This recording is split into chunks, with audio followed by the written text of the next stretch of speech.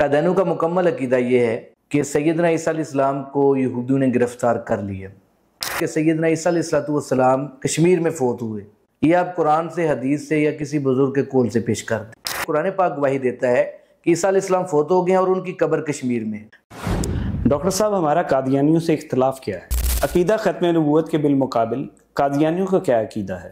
Doctor صاحب، قادیانیوں کا یہ عقیدہ غلط کیوں ہے؟ حضرت عیسیٰ کے رفع نزول کے معاملے میں قادیانیوں اور مسلمانوں کا کیا اختلاف ہے؟ دیکھیں، مسلمانوں کے پاس عقیدہ ختم نبوت کے متعلق 100 کے قریب قرآنی آیات ہیں جو اس مفہوم پہ دلالت کرتی ہیں۔ قادیانی اپنا مکمل عقیدہ بیان نہیں کرتے، کیونکہ اگر وہ اپنا مکمل عقیدہ بیان کریں تو پھر ہم ان سے دلائل مانگیں گے اور دلیل ان کے پاس نہیں ہوگی۔ صرف ایک بات کہ سیدنا عیسیٰ علیہ السلام کشمیر میں فوت ہوئے، یہ آپ قرآن سے، حدیث سے یا کسی بزرگ کے قول سے پیش کر دیں۔ ڈاکٹر صاحب، ظہور امام مہدی کے معاملے میں ہمارا قادیانیوں سے کیا اختلاف ہے؟ السلام علیکم۔ وعلیکم السلام ورحمۃ اللہ وبرکاتہ۔ ڈاکٹر صاحب، ہمارا قادیانیوں سے اختلاف کیا ہے؟ دیکھیں، ہمارے قادیانیوں سے 3 موضوعات پہ بنیادی اختلافات ہیں۔ ویسے تو بہت زیادہ ہیں، لیکن جو بنیادی بڑے اختلاف ہیں وہ 3 ہیں۔ پہلا عقیدہ ختم نبوت کے موضوع پہ ہے، دوسرا سیدنا عیسیٰ علیہ السلام کے رفع نزول کے بارے میں ہے، اور تیسرا امام مہدی علیہ رضوان کے ظہور کے متعلق ہے۔ عقیدہ ختم نبوت کے متعلق ہمارا اور قادیانیوں کا کیا اختلاف ہے؟ عقیدہ ختم نبوت کے بارے میں مسلمانوں اور قادیانیوں کا عقیدہ ایک دوسرے کے بالکل اپوزٹ ہے، لیکن یہ بات عام قادیانی نہ ہی جانتے ہیں اور نہ ہی ان کو بتایا جاتا ہے۔ مسلمانوں کے پاس اس کے کیا دلائل ہیں؟ دیکھیں، مسلمانوں کے پاس عقیدہ ختم نبوت کے متعلق 100 کے قریب قرآنی آیات ہیں جو اس مفہوم پہ دلالت کرتی ہیں، اور حضور صلی اللہ علیہ وسلم کی 200 سے زائد احادیث مبارکہ ہیں۔ ایک آیت ہے قرآن پاک کی، والذین یؤمنون بما انزل الیک وما انزل من قبلک۔ اس آیت میں اللہ تعالیٰ ایمان والوں کی نشانیاں بتا رہے ہیں کہ ایمان والے کون لوگ ہیں۔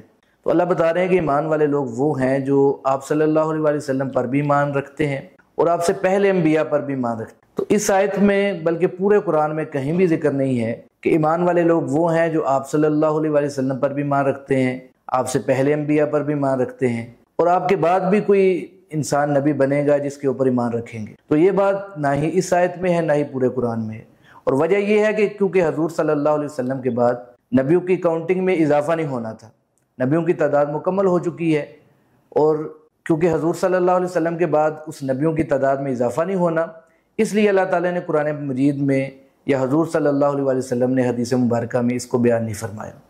دوسری آیت ہے سورۃ احزاب کی آیت نمبر 40 ہے، ما کان محمد ابا احد من رجالکم ولکن رسول اللہ وخاتم النبیین، کہ محمد صلی اللہ علیہ وسلم تم مردوں میں سے کسی کے باپ نہیں ہیں، لیکن آپ اللہ کے رسول ہیں اور نبیوں کے ختم کرنے والے ہیں۔ تو اس آیت سے بھی ہمیں معلوم ہوتا ہے کہ آپ صلی اللہ علیہ وسلم نے تشریف لا کر نبیوں کے سلسلے کو ختم فرما دی ہے، یعنی آپ صلی اللہ علیہ وسلم کے بعد کسی بھی انسان کو نبی بنایا نہیں جائے گا۔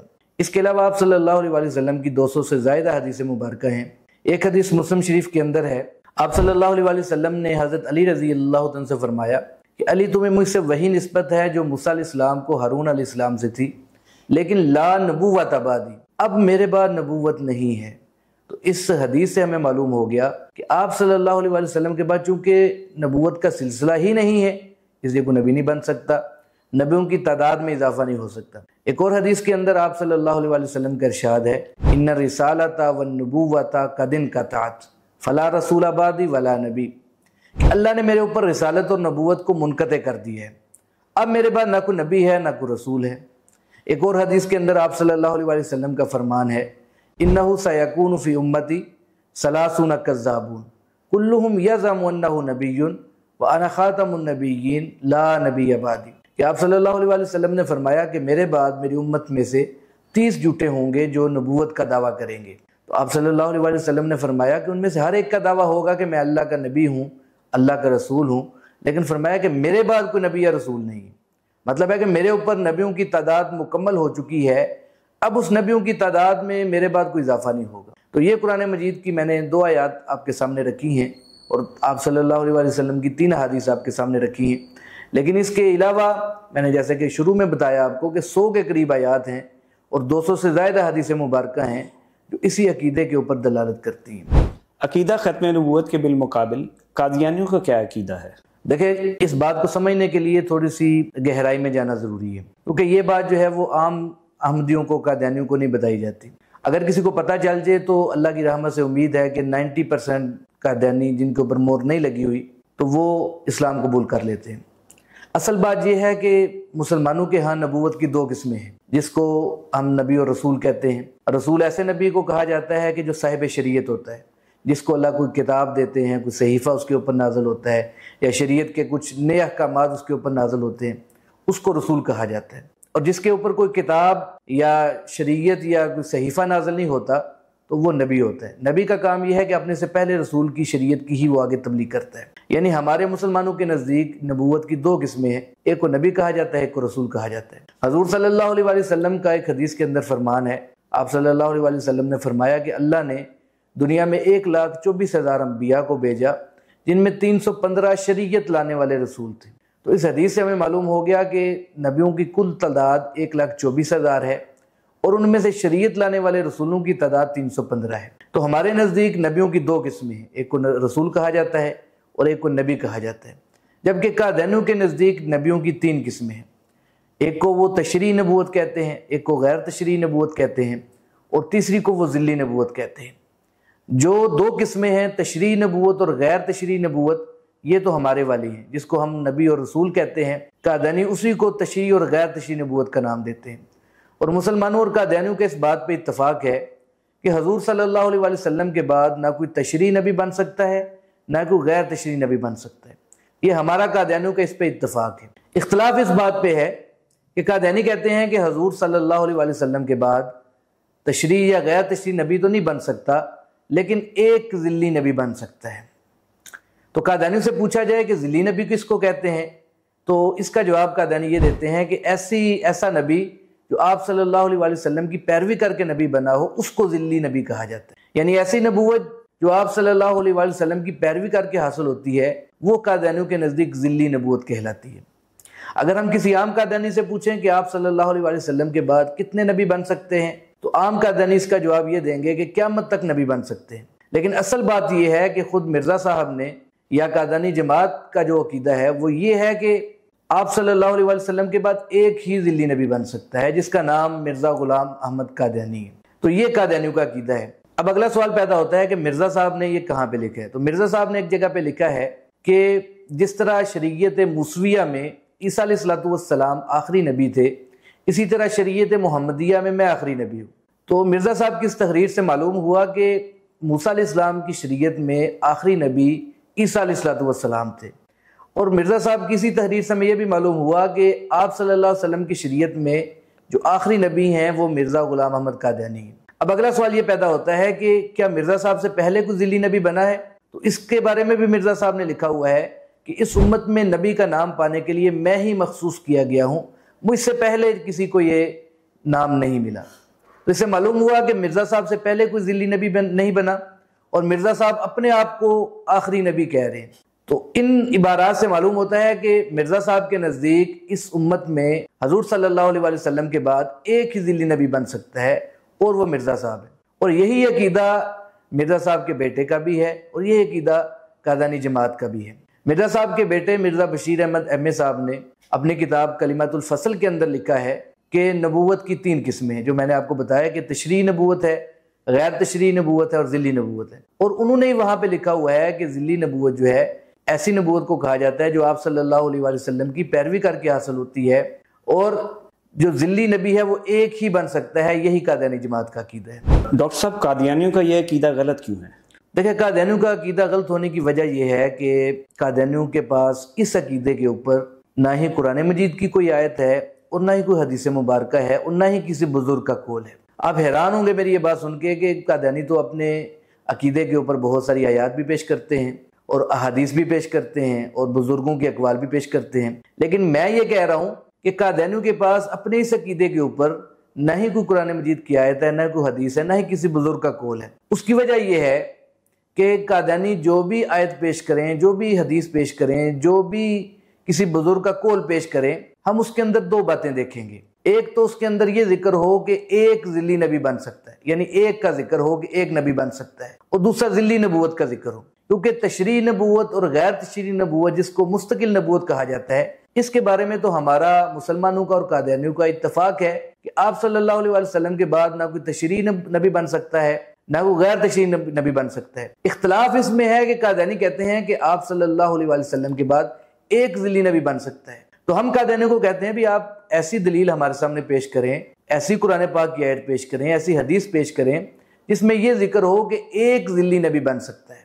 تو یہ میں دعوے سے کہتا ہوں کہ یہ قیامت کی صبح تک قادیانی کوئی ایسی قرآن پاک کی آیت کو حدیث یا کسی بزرگ کا قول نہیں پیش کر سکیں گے جس کے اندر یہ ذکر ہو کہ ایک ذلی نبی بن سکتا ہے۔ مثال کے طور پہ قادیانی قرآن مجید کی ایک آیت پیش کرتے ہیں وَمَن يُطِعِ اللَّهَ وَالرَّسُولَ فَأُولَٰئِكَ مَعَ الَّذِينَ أَنْعَمَ اللَّهُ عَلَيْهِم مِّنَ النَّبِيِّينَ وَالصِّدِّيقِينَ وَالشُّهَدَاءِ وَالصَّالِحِينَ وَحَسُنَ أُولَٰئِكَ رَفِيقًا۔ اور قادیانی کہتے ہیں کہ یہ جو آیت ہے یہ ہمارے عقیدے کے اوپر دلیل ہے۔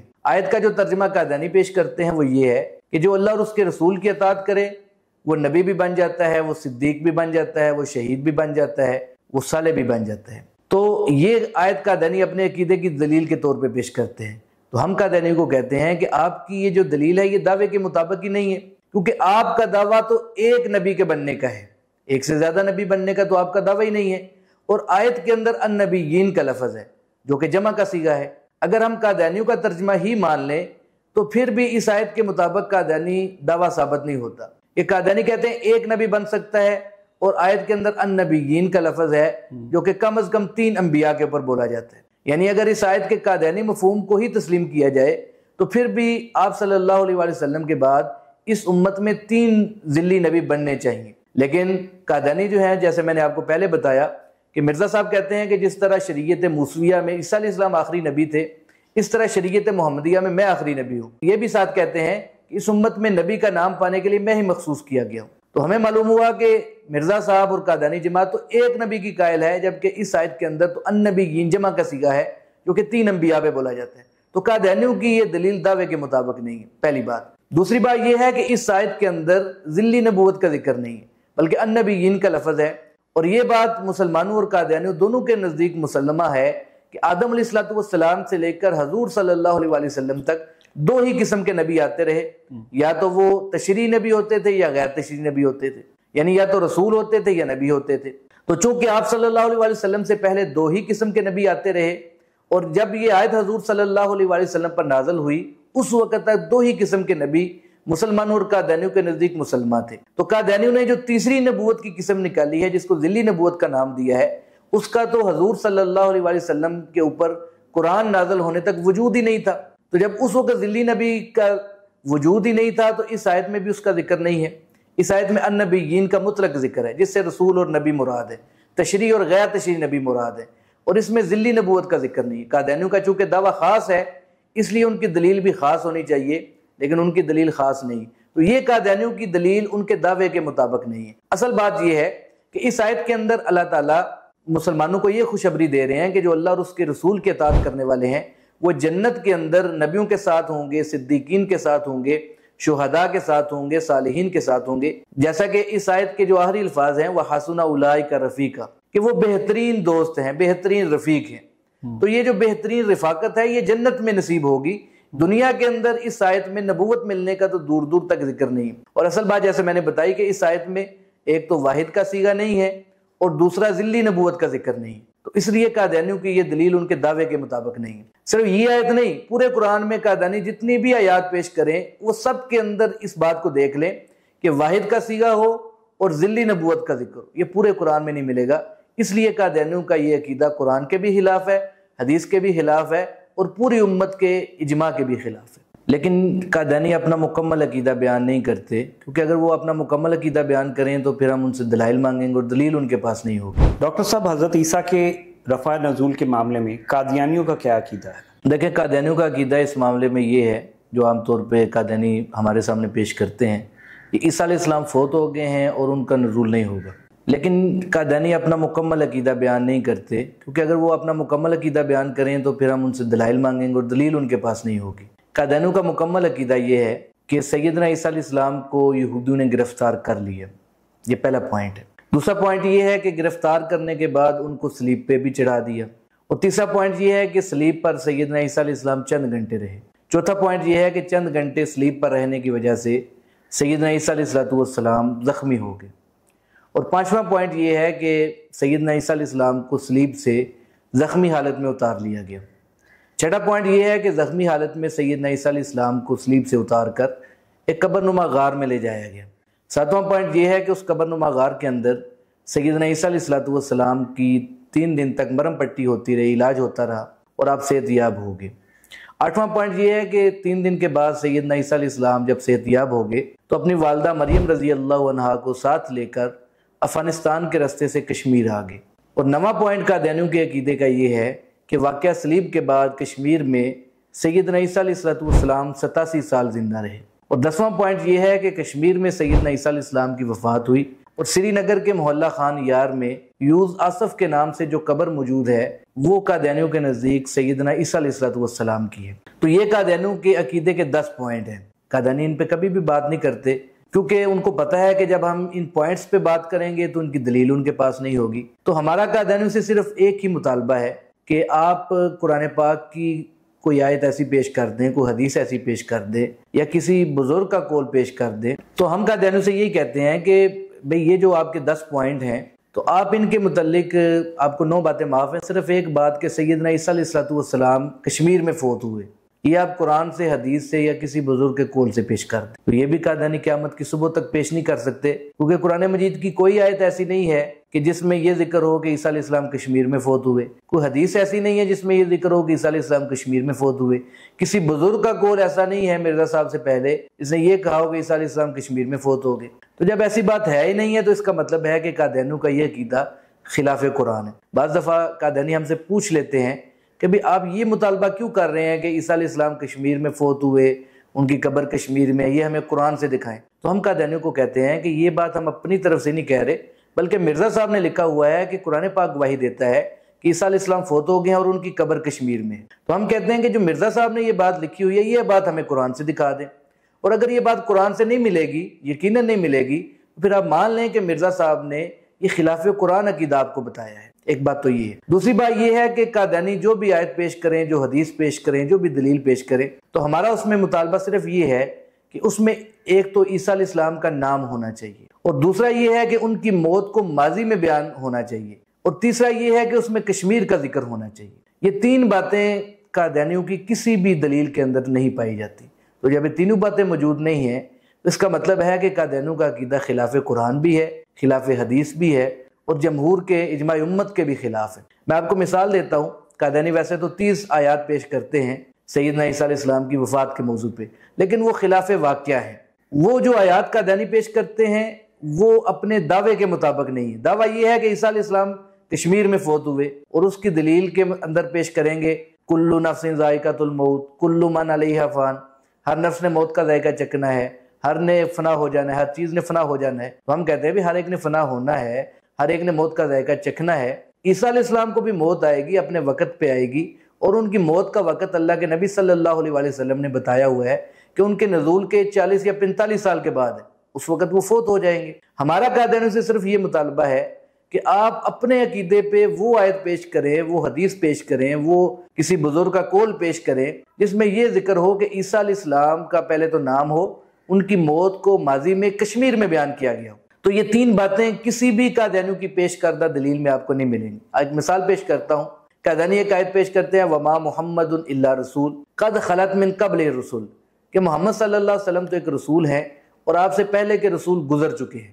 تو قادیانی یہ آیت پیش کرنے کے بعد پھر ہم سے پوچھتے ہیں کہ آپ ہمیں بتائیں کہ آپ صلی اللہ علیہ وسلم سے پہلے کے رسول کیسے گزرے ہیں؟ تو پھر خود ہی کہیں گے کہ آپ سے پہلے کے رسول موت سے گزرے ہیں، یعنی دنیا سے وہ جو گئے ہیں وہ موت کی وجہ سے گئے ہیں، کو قتل کیے گئے، کسی کو تبھی موت آ گئی۔ تو قادیانی کہتے ہیں کہ اس آیت سے ہمیں معلوم ہوا کہ آپ سے پہلے کے جو سارے رسول ہیں وہ گزر چکے ہیں، اور عیسیٰ علیہ السلام بھی چونکہ رسول تھے اس لیے وہ بھی گزر چکے ہیں موت کی وجہ سے۔ تو یہ قادیانی ایک آیت ہمارے سامنے پیش کرتے ہیں، ویسے تو 30 آیات کرتے ہیں لیکن میں ایک مثال دے رہا ہوں۔ تو ہم وہی 3 باتیں پھر قادیانیوں کو کہتے ہیں کہ دیکھیں، سب سے پہلے ہمیں آپ کا دعویٰ خاص ہے کہ عیسیٰ علیہ السلام کشمیر میں فوت ہوئے، اور آپ یہ بھی کہتے ہیں مرزا صاحب نے لکھا ہے کہ قرآن سے یہ ثابت ہے کہ عیسیٰ علیہ السلام فوت ہو گئے اور ان کی قبر کشمیر میں ہے، یہ مرزا صاحب کہتے ہیں قرآن سے ثابت ہے۔ تو اسی کے مطابق ہم کہہ رہے ہیں کہ یہ جو آیت آپ پیش کر رہے ہیں وما محمد الا رسول قد خلت من قبل رسول، تو کیا اس میں سیدنا عیسیٰ علیہ السلام کا نام موجود ہے؟ نام تو نہیں ہے۔ کیا عیسیٰ علیہ السلام کی جو موت ہے اس کو ماضی میں بیان کیا گیا ہے؟ نہیں بیان کیا گیا۔ کیا عیسیٰ علیہ السلام کی موت کو ماضی میں کشمیر میں بیان کیا گیا ہے؟ کیا کشمیر کا لفظ اس آیت کے اندر ہے؟ نہیں ہے۔ تو جب آپ کے عقیدے کے تینوں اجزاء اس کے اندر موجود نہیں ہیں تو پھر آپ یہ آیت کیوں پیش کر رہے ہیں؟ اصل بات یہ ہے کہ اس آیت کے اندر اللہ یہ فرما رہے ہیں کہ محمد صلی اللہ علیہ وسلم تو ایک رسول ہیں اور آپ سے پہلے کے رسول گزر چکے ہیں، یعنی آپ سے پہلے بھی رسول آتے رہے ہیں۔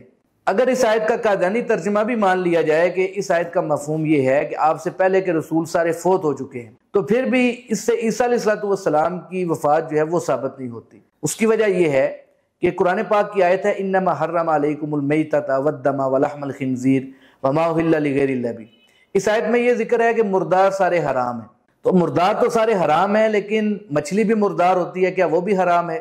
اس کا جواب قادیانی یہ دیتے ہیں، بلکہ مرزا بشیر الدین محمود صاحب نے جو قادیانیوں کے دوسرے خلیفہ ہیں، انہوں نے اپنی تفسیر کے اندر لکھا ہوا ہے کہ مچھلی مردار ہے لیکن وہ حلال ہے۔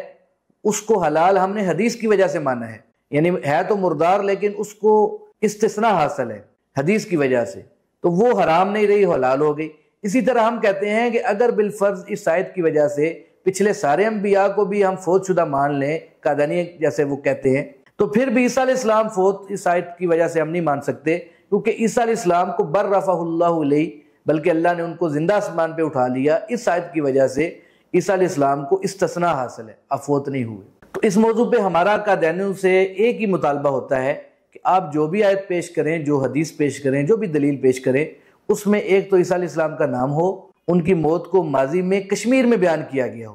تو یہ میں دعوے سے کہہ سکتا ہوں کہ قیامت کی صبح تک کوئی آیت ایسی نہیں ملے گی، کوئی حدیث ایسی نہیں ملے گی جس کے اندر یہ بات ذکر ہو۔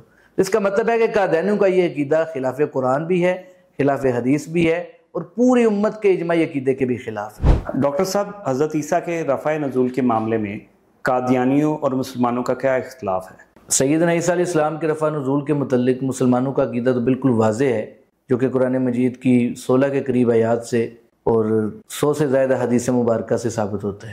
مسلمانوں کا عقیدہ یہ ہے کہ یہودی سیدنا عیسیٰ علیہ السلام کو گرفتار کر کے صلیب پہ چڑھانا چاہتے تھے، جبکہ اللہ تعالیٰ سیدنا عیسیٰ علیہ السلام کو یہودیوں سے بچا کر اپنی طرف یعنی آسمان پہ اٹھانا چاہتے تھے۔ تو اللہ تعالیٰ نے سیدنا عیسیٰ علیہ السلام کو یہودیوں سے بچا کر اپنی طرف اٹھا لیا، اور قرب قیامت سیدنا عیسیٰ علیہ السلام کا آسمان سے زمین پر دوبارہ نزول ہوگا۔ ہمارا جو عقیدہ ہے وہ قرآن مجید کی کئی آیات سے ثابت ہے، لیکن میں مختصر طور پہ 3 آیات آپ کے سامنے رکھتا ہوں جس سے سیدنا عیسیٰ علیہ السلام کا رفع ثابت ہوتا ہے۔ پہلی آیت ہے وَمَكَرُوا وَمَكَرَ اللَّهُ وَاللَّهُ خَيْرُ الْمَاكِرِينَ۔ اس آیت میں اللہ تعالیٰ اس چال کا ذکر فرما رہے ہیں جو یہودی چل رہے تھے۔ اللہ فرما رہے ہیں کہ یہودی بھی چال چل رہے تھے اور میں بھی تدبیر کر رہا تھا، اور وَاللَّهُ خَيْرُ الْمَاكِرِينَ، اور سب سے جو بہترین تدبیر ہے وہ اللہ کی ہوتی ہے۔ تو اس آیت سے اگلی آیت میں اللہ فرماتے ہیں کہ اِذْ قَالَ اللَّهُ يَا عِيسَىٰ إِنِّي مُتَوَفِّيكَ وَرَافِعُكَ إِلَيَّ وَمُطَهِّرُكَ مِنَ الَّذِينَ كَفَرُوا وَجَاعِلُ الَّذِينَ اتَّبَعُوكَ فَوْقَ الَّذِينَ كَفَرُوا إِلَىٰ يَوْمِ الْقِيَامَةِ۔ اس آیت میں اللہ تعالیٰ نے سیدنا عیسیٰ علیہ السلام سے 4 وعدے فرمائے ہیں کہ عیسیٰ میں آپ کی توفی کر لوں گا، آپ کا رفع کر لوں گا، اور آپ کی تطہیر کر دوں گا، اور آپ کے پیروکاروں کو یہودیوں کے اوپر قیامت تک غالب کر دوں گا۔ تو یہ 4 وعدے اللہ تعالیٰ نے سیدنا عیسیٰ علیہ السلام کے ساتھ فرمائے۔ تو یہودیوں کی چال یہ تھی کہ وہ سب سے پہلے سیدنا عیسیٰ علیہ السلام کو گرفتار کرنا چاہتے تھے، یعنی قبضے میں لینا چاہتے تھے۔ تو اللہ نے فرمایا کہ یا عیسیٰ انی متوفیک، میں آپ کو اپنے قبضے میں لے لوں گا، یعنی میں آپ کو یہودیوں کے قبضے میں نہیں جانے دوں گا، بلکہ میں آپ کو اپنے قبضے میں لے لوں گا۔ پھر فرمایا ورافعک الیہ، یہودی آپ کو اپنے قبضے میں لے کر صلیب پر چڑھانا چاہتے ہیں، جبکہ میں اللہ آپ کو اپنے قبضے میں لے کر اپنی طرف یعنی آسمان پہ اٹھا لوں گا۔ پھر فرمایا کہ وَمُطَهِّرُكَ مِنَ الَّذِينَ كَفَرُوا، میں آپ کو یہودیوں کی صحبت سے بچا لوں گا، کہ یہودی آپ کو اپنے قبضے میں لے کر صلیب پر چڑھانے سے پہلے قید کرنا چاہتے ہیں، تو میں اللہ آپ کو اپنے قبضے میں لے کر جب اپنی طرف یعنی آسمان پہ اٹھا لوں گا تو آپ کو میں یہودیوں کی قید سے بچا لوں گا۔ اور چوتھا وعدہ یہ تھا وَجَاعِلُ الَّذِينَ اتَّبَعُوكَ فَوْقَ الَّذِينَ كَفَرُوا إِلَىٰ يَوْمِ الْقِيَامَةِ، کہ آپ کے جو پیروکار ہیں وہ قیامت تک یہودیوں پہ غالب رہیں گے۔ تو یہ 4 وعدے اللہ تعالیٰ نے سیدنا عیسیٰ علیہ السلام کے ساتھ فرمائے۔ اب سوال پیدا ہوتا ہے کہ کیا یہ وعدے پورے ہوئے یا نہیں پورے ہوئے؟ تو اللہ کے وعدوں کے متعلق تو ہم سوچ بھی نہیں سکتے کہ اللہ جس سے وعدہ کریں اور پورا نہ کرے۔ ان اللہ لا یخلف المیعاد، اللہ تعالیٰ وعدے کے خلاف نہیں کرتے۔ दूसरी जगह पे अल्लाह फरमाते हैं कि वक़ौलिहिम इन्ना क़तलना अल-मसीहा ईसा इब्न मरियम रसूल अल्लाह। यहूदी कहते हैं कि हमने अल्लाह के रसूल ईसा इब्न मरियम को कत्ल कर दिया। वमा क़तलूहु वमा सलबूहु, यहूदी सैयदना ईसा अलैहिस्सलाम को कत्ल भी नहीं कर सके और सलीब भी नहीं दे सके। अब यहाँ पे बाज़ दफ़ा कादयानी कहते हैं जी हमें कुरान पाक की कोई ऐसी आयत दिखाएं जिसमें ईसा अलैहिस्सलाम का नाम हो और उनको जिंदा जिस्म समेत आसमान पे जाने का जिक्र हो। तो ये कुरान मजीद की ऐसी आयत है जिसमें कादयानियों के सवाल का जवाब मौजूद है कि पहला तो बात तो ये है कि कत्ल कौन होता है, सलीब कौन दिया जाता है? क्या मुर्दा कत्ल होता है या मुर्दे को सलीब दिया जाता है? नहीं, क्योंकि कत्ल भी जिंदा होता है और मसलूब भी जिंदे को किया जाता है। तो ये जो आयत है वमा कतलहू वमा सलबहू कि इसके अंदर जो हु ज़मीर है उसका मर्जा सैयदना ईसा अलैहिस्सलातु वस्सलाम की ज़ात है कि सैयदना ईसा अलैहिस्सलाम जिंदा थे, यहूदी कत्ल नहीं कर सके। सैयदना ईसा अलैहिस्सलाम जिंदा थे, यहूदी उनको सलीब पर नहीं चढ़ा सके। और थोड़ा सा आगे जाके अल्लाह फरमाते हैं बल रफ़अहुल्लाहु इलैहि कि सैयदना ईसा अलैहिस्सलाम जिंदा थे, उनको मैंने अपनी तरफ उठा लिया। तो अब ये जो हु ज़मीर है, ये कतलहू, सलबहू और रफ़अहू, ये तीनों के अंदर एक ही हु ज़मीर है जिसका मर्जा जिंदा ईसा अलैहिस्सलातु वस्सलाम है। तो अल्लाह ये फरमा रहे हैं कि ईसा अलैहिस्सलाम जिंदा थे, यहूदी उनको कत्ल नहीं कर सके। ईसा अलैहिस्सलाम जिंदा थे, यहूदी उनको सलीब नहीं दे सके। ईसा अलैहिस्सलाम जिंदा थे, मैंने उनको अपनी तरफ उठा लिया। तो ये कुरान मजीद की 3 आयात हैं जिनसे सैयदना ईसा अलैहिस्सलातु वस्सलाम का अल्लाह की तरफ जाना ये साबित होता है। अब एक सवाल ये है कि रफ़ा के अंदर आसमान का लफ्ज़ कहाँ पे है? उसका जवाब ये है कि मिर्ज़ा ग़ुलाम अहमद कादयानी ने एक जगह पे लिखा है राफ़िउका इलैया कि ईसा अलैहिस्सलाम की रूह आसमान की तरफ उठा ली गई। तो अब हम कादयानी से कहते हैं कि जहाँ पे मिर्ज़ा साहब को राफ़िउका इलैया में आसमान का लफ्ज़ नज़र आ गया है, वहीं से हमें भी राफ़िउका इलैया में आसमान का लफ्ज़ नज़र आ गया। मिर्ज़ा साहब को ये नज़र आया कि ईसा अलैहिस्सलाम की रूह आसमान पे उठाई गई और हम करीने के एतबार से, सियाक़ो सबाक़ के एतबार से कहते हैं कि सैयदना ईसा अलैहिस्सलाम को रूह माल जसद जिंदा आसमान पे उठा लिया गया। तो आसमान पे जाने पे इख्तलाफ नहीं है, क्योंकि आसमान पे ईसा अलैहिस्सलाम की रूह का जाना वो तो मिर्ज़ा साहब ने तस्लीम किया हुआ है राफ़िउका इलैया के लफ्ज़ से, और उसी राफ़िउका इलैया के लफ्ज़ से हम कहते हैं कि ईसा अलैहिस्सलाम को रूह माल जसद उठाया गया। उठाना जो है वो इख्तलाफी बात है, आसमान पे उठाना इख्तलाफी बात नहीं है, बल्कि इख्तलाफी बात यह है कि रूह उठाई गई या जिस्म उठाया गया। तो हम कहते हैं कि ईसा अलैहिस्सलाम को रूह माल जसद उठाया गया, यानी जिंदा उठाया गया। और उसकी दलील मैंने आपके सामने पेश की कि ये जो आयत है वमा कतलहू वमा सलबहू कि ईसा अलैहिस्सलाम जिंदा थे, उनको कत्ल नहीं किया जा सका, जिंदा थे सलीब नहीं दिया जा सका, जिंदा थे उनको अल्लाह ने अपनी तरफ यानी आसमान पे उठा लिया। कुरान मजीद की 2 आयत मैं आपके सामने रखता हूँ जिससे ईसा अलैहिस्सलातु वस्सलाम का जो नुज़ूल है वो इशारतन हमें मालूम होता है। पहली आयत है वइन्नहु लइल्मुल लिस्साअति फला तमतरुन्न बिहा वत्तबिऊन। इस आयत में सैयदना ईसा अलैहिस्सलातु वस्सलाम को क़यामत की निशानी करार दिया गया है। मतलब यह है कि जब तक सैयदना ईसा अलैहिस्सलाम का नुज़ूल नहीं हो जाता उस वक़्त तक क़यामत नहीं आएगी। और दूसरी बात यह है कि जब ईसा अलैहिस्सलाम का नुज़ूल हो जाएगा तो वो वक़्त क़यामत के बहुत करीब होगा। तो इस आयत के तहत तकरीबन जमहूर मुफस्सिरीन ने यही बात लिखी हुई है। और दूसरी कुरान मजीद की आयत है व इम मिन अहलिल किताबी इल्ला लयुमिनन्ना बिही क़ब्ल मौती कि जितने अहले किताब हैं वो सैयदना ईसा अलैहिस्सलाम की मौत से पहले पहले उन पर ईमान ले आएंगे। तो ये आयत भी हमें बताती है कि सैयदना ईसा अलैहिस्सलाम की वफ़ात अभी नहीं हुई, क्योंकि दुनिया के अंदर अहले किताब मौजूद है। अगर उनकी वफ़ात हो चुकी होती तो दुनिया के अंदर अहले किताब मौजूद ना होते। बाज़ मुफस्सिरीन ने इस आयत का तर्जुमा ये किया है कि हर अहले किताब अपनी मौत से पहले पहले ईसा अलैहिस्सलाम पर ईमान ले आएगा। तो दोनों जो तर्जुमे हैं उनमें तत्बीक किस तरह होगी कि जब तक सैयदना ईसा अलैहिस्सलाम का आसमान से ज़मीन पर नुज़ूल नहीं हो जाता उस वक़्त तक हर अहले किताब अपनी मौत से पहले पहले ईसा अलैहिस्सलाम पर ईमान ले आता है। और जब ईसा अलैहिस्सलाम का नुज़ूल हो जाएगा तो उस वक़्त ईसा अलैहिस्सलाम की मौत से पहले पहले हर अहले किताब उनके ऊपर ईमान ले आएंगे। इसके अलावा आप सल्लल्लाहु अलैहि वसल्लम की हदीस मुबारक हैं, जैसे मैंने आपको बताया कि 100 से ज़्यादा हदीस मुबारक हैं। उनमें एक हदीस है, आप सल्लल्लाहु अलैहि वसल्लम ने फरमाया इन्ना ईसा लम यमुत व इन्नहु राजिउन इलैकुम क़ब्ल यौमिल क़ियामा कि बेशक ईसा अलैहिस्सलाम फौत नहीं हुए, वो क़यामत से पहले तुम्हारी तरफ वापस लौटेंगे। तो ये कितनी वाज़ेह हदीस है, इसमें हुज़ूर सल्लल्लाहु अलैहि वसल्लम फरमा रहे हैं कि ईसा अलैहिस्सलाम फौत नहीं हुए, क़यामत से पहले वो तुम्हारी तरफ लौटेंगे। और दूसरी हदीस है जिसके अंदर ये जिक्र है ईसा अलैहिस्सलातु वस्सलाम ज़मीन पर नुज़ूल के बाद 40 या 45 साल का अरसा गुजारेंगे, वो निकाह भी करेंगे, उनकी शादी भी होगी, उनकी औलाद भी होगी, और वो جب فوت ہو جائیں گے تو مسلمان ان کا نماز جنازہ پڑھیں گے اور ان کو حضور صلی اللہ علیہ وسلم کے روضہ مبارک میں دفن کیا جائے گا۔ تو یہ قرآن مجید کی آیات میں نے کچھ آپ کے سامنے رکھی، کچھ حدیث رکھی جن سے ہمارا جو عقیدہ ہے وہ ثابت ہوتا ہے۔ ڈاکٹر صاحب، ظہور امام مہدی کے معاملے میں ہمارا قادیانیوں سے کیا اختلاف ہے؟ دیکھیں، ظہور مہدی کے متعلق ہمارا قادیانیوں سے یہ اختلاف ہے کہ ہم کہتے ہیں کہ جس مہدی کی خبر اللہ کے نبی صلی اللہ علیہ وسلم نے دی ہوئی ہے اس مہدی کا بھی ظہور نہیں ہوا، جبکہ قادیانی کہتے ہیں کہ جس مہدی کی خبر اللہ کے نبی صلی اللہ علیہ وسلم نے دی ہوئی ہے اس کا ظہور ہو چکا ہے اور وہ مہدی مرزا غلام احمد قادیانی ہے۔ تو ہم اس کے جواب میں قادیانی کو کہتے ہیں کہ دیکھیں، اللہ کے نبی صلی اللہ علیہ وسلم نے اپنی احادیث کے اندر جو امام مہدی کی نشانیاں بتائی ہیں ان میں سے تو کوئی بھی نشانی مرزا صاحب کے اندر نہیں پائی جاتی، کیونکہ حضور صلی اللہ علیہ وسلم نے مہدی کا نام بھی بتایا ہے، مہدی کے والد کا نام بھی بتایا ہے، مہدی کس خاندان سے ہوگا وہ بھی بتایا ہے، مہدی کی بیعت کہاں پہ ہوگی اور مہدی کے وقت میں عیسیٰ علیہ السلام کا نزول ہوگا یہ بھی بتایا ہے۔ آپ صلی اللہ علیہ وسلم نے فرمایا کہ مہدی کا نام میرے نام پر ہوگا۔ اب ہم سب جانتے ہیں کہ حضور صلی اللہ علیہ وسلم کا اسم گرامی محمد ہے، تو اس سے معلوم ہوا کہ امام مہدی کا نام محمد ہوگا۔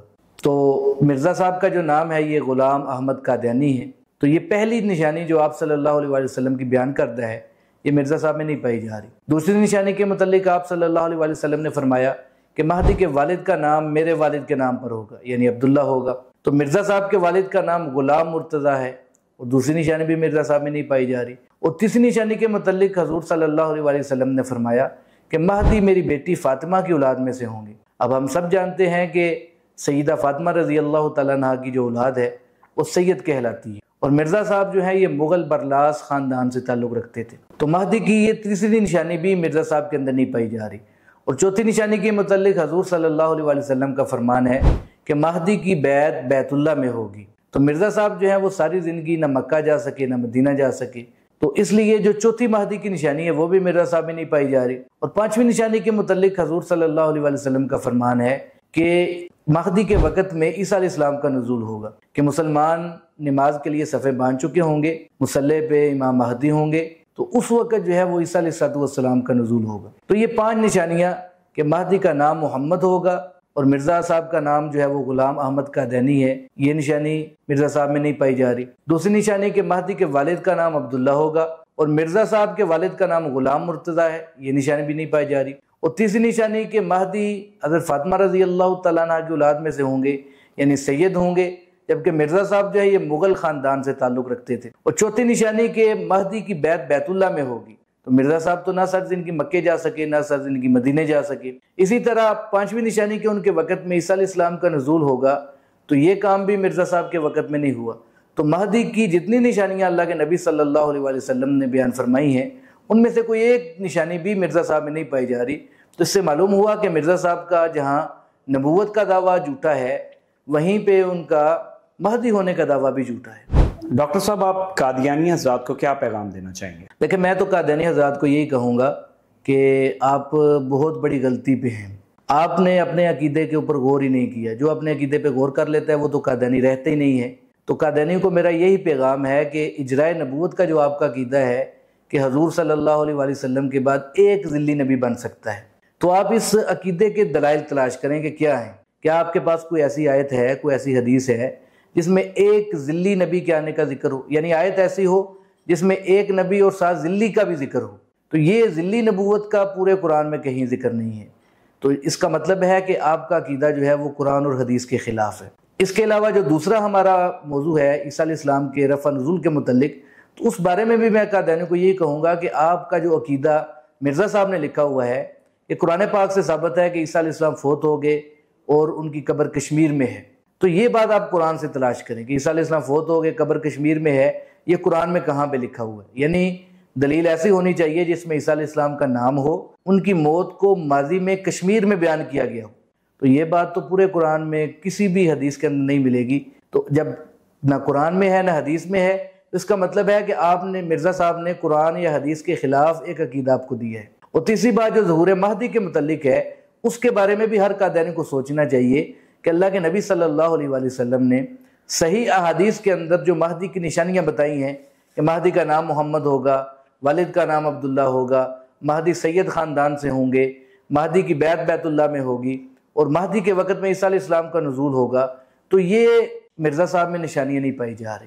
تو جب نشانیاں نہیں پائی جا رہی تو اس کا مطلب ہے کہ مرزا صاحب کا مہدی ہونے کا دعویٰ بھی غلط ہے. یہاں پہ ایک اور مجھے بات یاد آ گئی، وہ بھی میں کرنا ضروری سمجھتا ہوں کہ مرزا صاحب کا ایک دعویٰ مسیح موعود ہونے کا بھی ہے. تو مسیح موعود کی جو نشانی اللہ کے نبی صلی اللہ علیہ وآلہ وسلم نے بیان فرمائی ہے، وہ نشانی بھی مرزا صاحب میں نہیں پائی جا رہی. آپ صلی اللہ علیہ وآلہ وسلم نے فرمایا کہ عیسیٰ علیہ السلام نزول کے بعد فج روحہ سے حج یا عمرے کا تلبیہ پڑھتے ہوئے گزریں گے. اب فج روحہ جو جگہ ہے یہ مدینہ شریف سے تقریباً 120-130 کلومیٹر کے فاصلے پہ ہے. یعنی حضور صلی اللہ علیہ وآلہ وسلم فرما رہے ہیں کہ مسیح موعود جو ہیں وہ نزول کے بعد اس جگہ سے گزر کر حج یا عمرے کا تلبیہ پڑھیں گے، یعنی حج یا عمرے کا تلبیہ پڑھتے ہوئے وہاں سے گزریں گے. تو مرزا صاحب تو نہ سرزمین کی مکے جا سکے، نہ مدینہ جا سکے، نہ فج روحہ جا سکے. تو مرزا صاحب کا جہاں نبی ہونے کا دعویٰ غلط ہے، جہاں ان کا مہدی ہونے کا دعویٰ غلط ہے، وہیں پہ ان کا مسیح موعود ہونے کا دعویٰ بھی غلط ہے. اللہ تعالیٰ سے دعا ہے کہ اللہ تعالیٰ تمام قادیانیوں کو ہدایت عطا فرمائے اور اسلام کے وسیع دامن میں آنے کی توفیق عطا فرمائے.